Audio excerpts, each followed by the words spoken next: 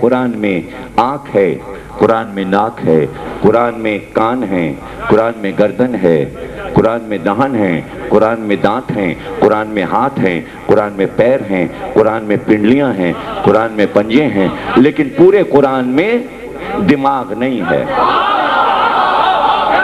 کیا اللہ نے جان کر دماغ کا ذکر قرآن میں نہیں کیا؟ اس لیے نہیں کیا کہ نبی کی حدیث مکمل ہو جائے کہ یہ کتاب ہے اور اس کتاب کا دماغ آل محمد ہے۔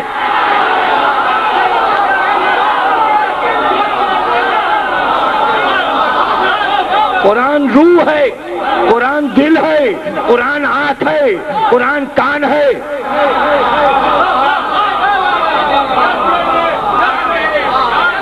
سب کچھ ہے، لیکن سمجھو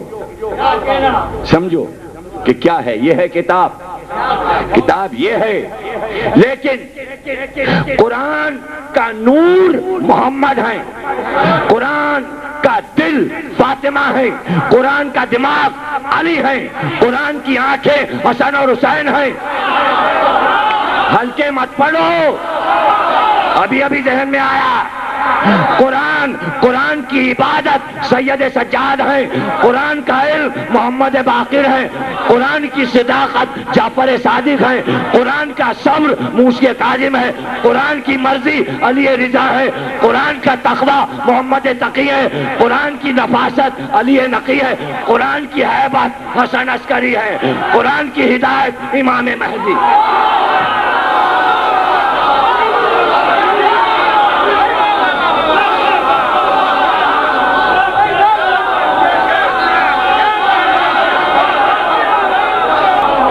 جرمنی اسکالر کہتا ہے کہ امام صادق سے زیادہ ذہین دنیا میں ہمیں کوئی ہستی نظر نہیں آئی۔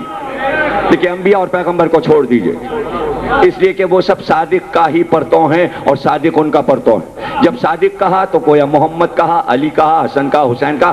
تو اب جب ہم نے کہا صادق سے زیادہ ذہین کوئی نہیں، تو گویا علی سے زیادہ ذہین کوئی نہیں، حسن اور حسین سے زیادہ ذہین کوئی نہیں۔ یعنی ایک گھر کا فرد اپنے سارے بزرگوں کی عبادت اور علم کو بتا رہا ہوتا ہے۔ اولاد ہو تو ایسی جو بزرگوں کا نام ہمیشہ روشن رکھے، ہے نا؟ تو امام صادق نے اپنے بزرگوں کے علم کو کائنات میں اجاگر کر دیا، بلند کر دیا۔ تو پہچانو، جب آج 148 برس کے بعد، نبی کے 148 برس کے بعد میں ہوں، تو پھر نبی کا علم کے جو شہر علم تھا، میں تو چھٹا دروازہ ہوں۔ وہی ایک دروازہ، اس صدی کا چھٹا دروازہ، اور علم بٹ رہا ہے۔ شہر بھرا ہوا ہے، جو لینا ہو لے لو۔ ہم تو جب جانتے کہ امام جعفر صادق کے بعد جتنے بھی بنے وہ شہر میں سے جا کے علم لاتے تو فقیہ بنتے، لیکن امام ابو حنیفہ ہوں یا امام مالک یا امام شافعی یا امام حنبل، آنا اسی علم کے دروازے پر پڑا۔ اب قول امام ابو حنیفہ سن لو اور ایک قول حضرت عمر کا سن لو۔ حضرت علی نے فرمایا، یا علی، اگر آپ نہ ہوتے تو میں ہلاک ہو جاتا۔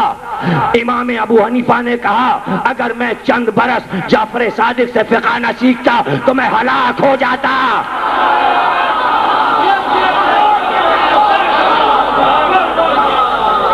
نہیں، جملے پہ غور نہیں کیا، دونوں کا جملہ دیکھو۔ ابو حنیفہ نے نیا جملہ نہیں کہا، حضرت عمر کا ہی جملہ دہرا دیا۔ دیکھنے کی بات یہ ہے کہ سرکار نے، خلیفہ دویم نے مسلمانوں کو بتایا کیا؟ ایک سبق دیا کہ جو علم سے دور ہو جائے وہ ہلاک ہو جاتا۔ یا علم ہے یا ہلاکت ہے۔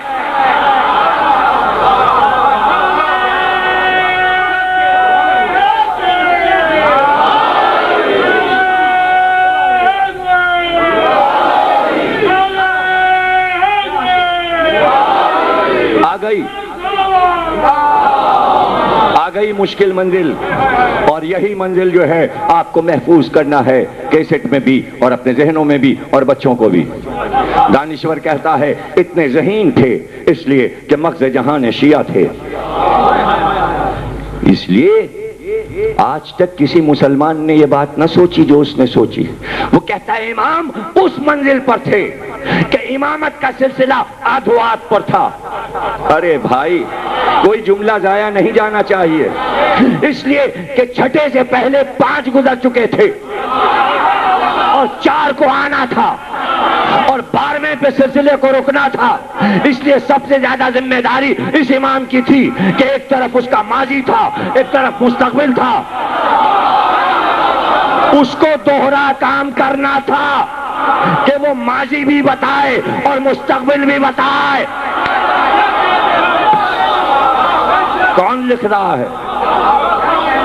جرمنی اسکالر لکھ رہا ہے، اور بیٹھ کر وہ غور کر رہا ہے کہ ایک بار امام نے پیچھے مڑ کر ماضی کو دیکھا، علی، حسن، حسین، سید سجاد، محمد باقر، اتنا علم، جس کی پشت پر اتنا علم ہو، اور ابھی آنے والی نسلوں میں علم ہی علم، تو صلب میں بھی علم لیے ہے، اور صلب پر جو سایہ ہے وہ بھی علم کا ہے، اس میں نبی کا بھی علم ہے، علی کا بھی، حسن، حسین، 5ویں امام، 4تھے امام، اور آگے جانا ہے، اور سامنے ہے اتنی بڑی قوم، اس قوم کو یہ بھی بتانا ہے میرے اجداد کیا کہہ گئے، اس قوم کو یہ بھی بتانا ہے میرے بعد آنے والوں کو کیا کرنا ہے۔ اس لیے اب یہ معجزہ کہلاتا ہے ائمہ کا، اس لیے سارے اماموں میں سب سے زیادہ عمر اللہ نے اس امام کو دی، 70 برس، اس لیے کہ کام تمہارا دونا ہے۔ امام حسن 47 برس کے، امام محمد تقی 25 برس کے، امام حسن عسکری 28 برس کے دنیا سے جا رہے ہیں، یعنی کسی کی عمر زیادہ نہیں ہوئی۔ حضرت علی کتنے؟ 63 اور 65 کے درمیان، رسول اللہ 63۔ معصوموں میں سب سے زیادہ عمر 70 برس جعفر صادق کی، اس لیے کہ کام بڑا، جو علم کا بڑا کام کرتا ہے وہ یوں بھی زندہ رہتا ہے اور یوں بھی زندہ رہتا ہے۔ لیکن وہ کہتا ہے اس کی ذہانتوں نے دیکھا کہ یہ قوم جو میں نے بنائی ہے، میرے بعد 7واں امام آئے گا، 8واں آئے گا، 9واں آئے گا، 10واں آئے گا، 11واں آئے گا، 12واں آئے گا، اور ایک دن یہ قوم بے امام کی ہو جائے گی، اس لیے کہ 12واں پردے میں چلا جائے گا۔ اتنی محنت سے میں نے یہ قوم بنائی ہے، اس کے پاس امام نہیں ہوگا تو کہاں بھاگی بھاگی پھرے گی، کہاں بھٹکی بھٹکی پھرے گی؟ کیا دنیا کے بنائے ہوئے اماموں کے پیچھے چلنے لگے گی؟ جب 12واں پردے میں جائے گا تو کون انہیں پکارا کرے گا، آؤ مدرسہ لگ گیا؟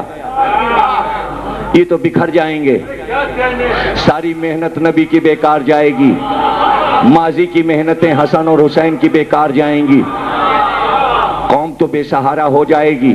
اس کو علم کون دے گا؟ ان کو ہدایت کون دے گا؟ یہ امام سے مل نہیں پائیں گے، امام زندہ ہوگا نہ یہ خطوط لکھ پائیں گے، نہ ان کی بارگاہ میں پہنچ پائیں گے۔ ہم اس قوم کو دنیا کی سب سے بڑی قوم کیسے بنا دیں کہ نہ یہ کسی سیاسی رہنما کے پیچھے جائے، نہ شیطان اسے اغوا کر کے لے جائے، نہ یہ شیطانی فکر پہ چل پائیں، ان میں آپس میں محبت بھی رہے، دوستیاں بھی رہیں، سب ایک دوسرے کو جانے بھی، چہرے بھی پہچانے، ایک جگہ جمع بھی ہو جائیں، اور جب جمع ہو جائیں تو یہ بھی نہ پتہ چلے اس میں امیر کون ہے، غریب کون ہے، سید کون ہے، شیخ کون ہے، کچھ بھی پتہ نہ چلے، بس یہ لگے کہ سب ایک ہے، چہروں سے پتہ لگے ایک ہے۔ لیکن جمع کیسے کیا جائے؟ اس لیے امام نے طے کیا کہ ہم ایک ثقافت بناتے ہیں، اس ثقافت کے حصار میں ان کو بٹھاتے ہیں اور ان کے حوالے ایک تمدن کرتے ہیں، یہ ہمارا بنایا تمدن ہے، جب تک تمہارے ہاتھ میں رہے گا کوئی تمہیں بہکا نہ سکے گا، اپنی طرف لے جا نہ سکے گا، سیاست میں نہیں لے جا سکتا۔ ثقافت بنا کر، تہذیب بنا کر اس کا نام رکھا آزاداری۔